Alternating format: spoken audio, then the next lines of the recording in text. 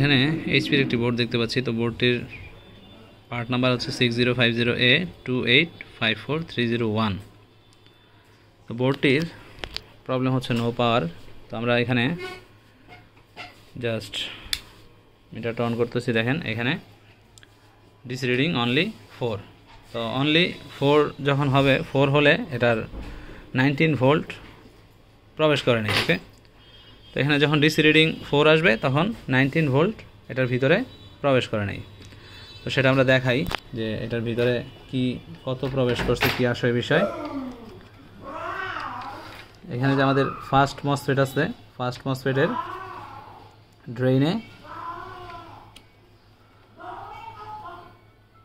ড্রেনে only 19 volt আছে, but আউটপুটে কোনো প্রকার ভোল্টেজ নাই।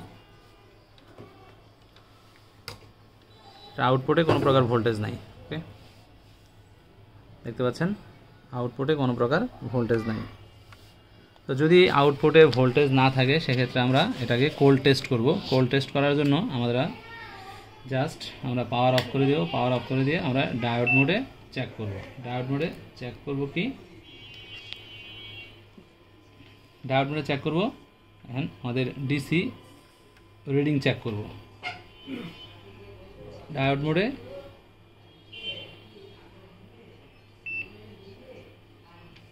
রিডিং চেক করব। হ্যাঁ, রিডিং চেক করতে গেলে আমাদের আউটপুটে 00 আছে। ওকে, আউটপুটে একেবারে 00 আছে। আমরা যদি বিপার মোডে দেই,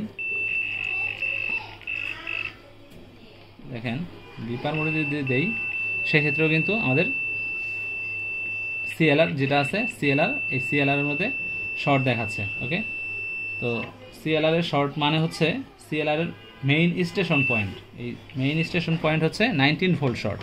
তো 19 ভোল্ট শর্ট হলে আমরা এটা ইজি টেকনিকে এটাকে সলভ করতে পারি। সেটা হচ্ছে যে আমাদের ভোল্টেজ ইনজেক্ট। আমরা মিটার থেকে জাস্ট 2 ভোল্ট আমরা ইনজেক্ট করব ফার্স্ট টাইম। যদি আমাদের 19 ভোল্ট যে লাইন আছে, ভোল্টেজ লাইন, সেই ভোল্টেজ লাইনে যদি প্রবলেম হয় সেক্ষেত্রে খুব সহজেই এটা বের হয়ে যাবে। আর যদি এটা কোনো আইসির ভিতরে ঢুকে যায় সেক্ষেত্রে হচ্ছে আমাদের একটু কঠিন হবে। যদি ভোল্টেজ রেলের মধ্যে থাকে সেক্ষেত্রে হচ্ছে ইজি হবে। ওকে, তো আমরা ট্রাই করে দেখি।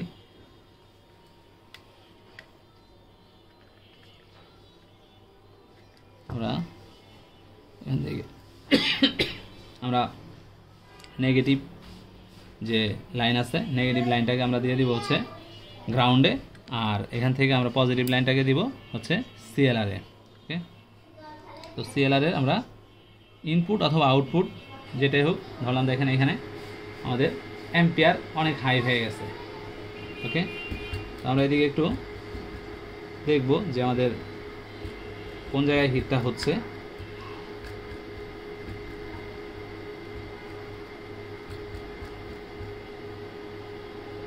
এদিকে একটা হিট পাচ্ছি।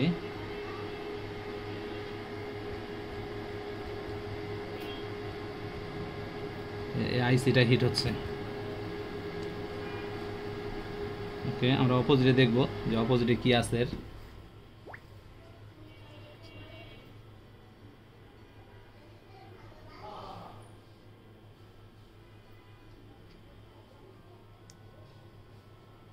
অপোজিটে একটা ক্যাপাসিটর আছে।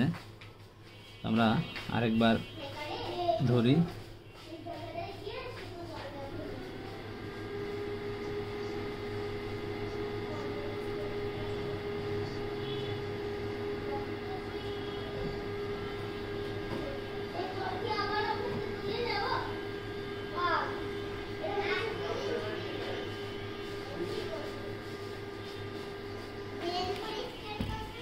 আর কোথাও হিট হচ্ছে কিনা একটু চেক করতে হবে।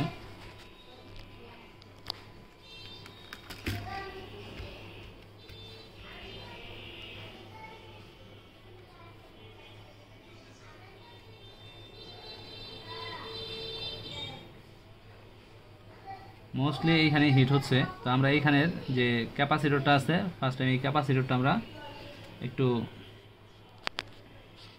চেঞ্জ করে দেখি। শুরু।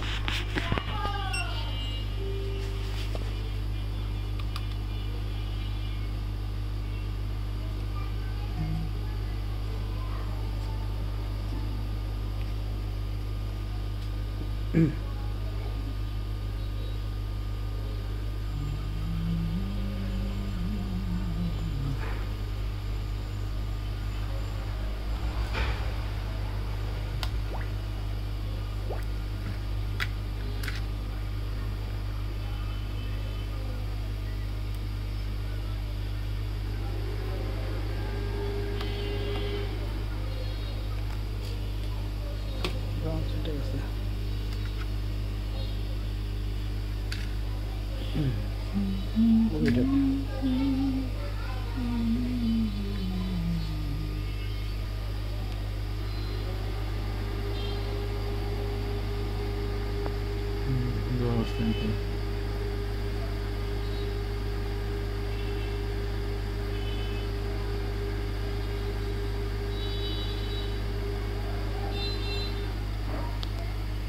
ধোঁয়া উঠছে কিন্তু।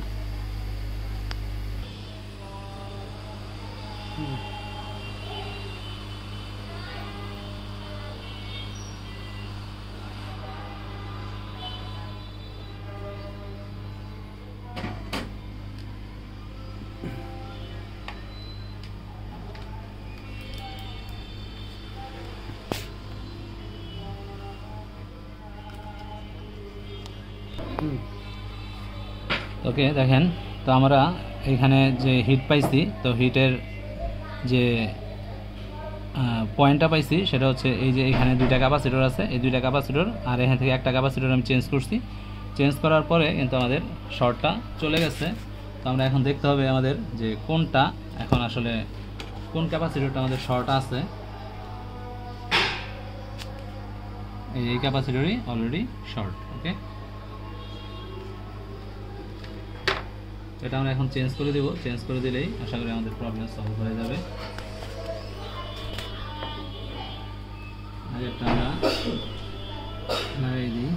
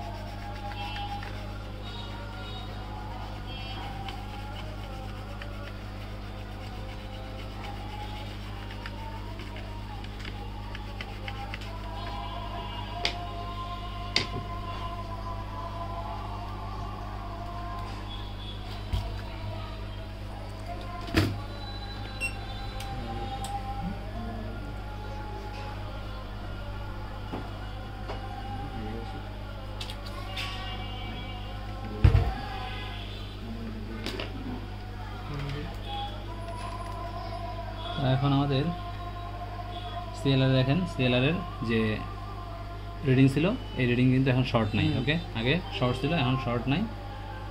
আর আমরা যখন এখন ডিসি মিটার অ্যাড করি,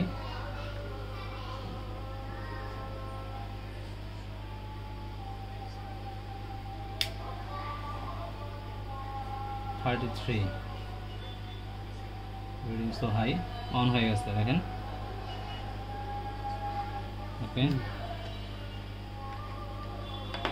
আশা করি আমাদের ডিসপ্লে চলে আসবে। কিবোর্ডটা কই?